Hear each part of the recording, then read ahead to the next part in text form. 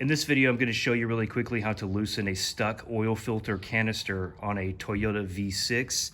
This is an Avalon right here. So first off, make sure you're using a metal removal tool. That's what I have right here. If not, if you get an aluminum one, these things really suck because they'll just shear off. So you see on the top here how the inside of the actual socket portion of this is just sheared off. So if you have a plastic housing, this is not the video for you because you can very easily break those. But in my video, I'm dealing with this metal housing up here that's stuck. I just got it to break loose and I want to show you how I did it. The first thing I did was I got a hammer like this right here and I lightly tapped the housing itself like that. I went around it for a few minutes and I just lightly tapped around the outside of the housing.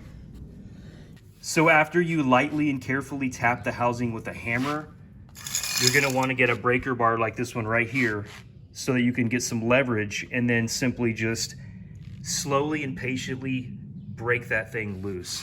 You may have to tap it a few times and then try again. Another method you can do is to get a shop towel and shove it into that tool to get more grip if you need to. And what that'll do is it'll help you avoid shearing off the side tabs that these connect to. So once again, lightly break it with a hammer, use a breaker bar, righty-tighty, lefty-loosey. So always go counterclockwise and you can slowly but surely break that thing loose.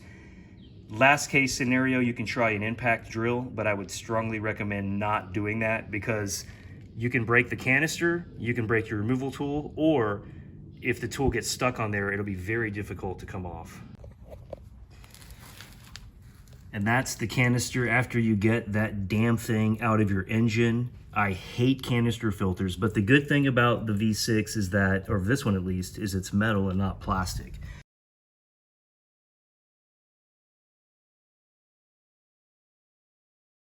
So if you want to avoid this ever happening again, the number one thing to do is change your own oil. That way, when you put it back on, you can make sure it's just hand tight or torqued to whatever your vehicle specifications are.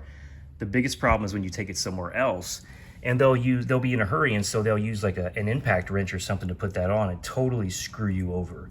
So change your own oil, do not over tighten these so that in the future, you will thank yourself it won't be stuck on. In my case, this is the first time I have ever removed this filter from this car since purchasing it pre-owned.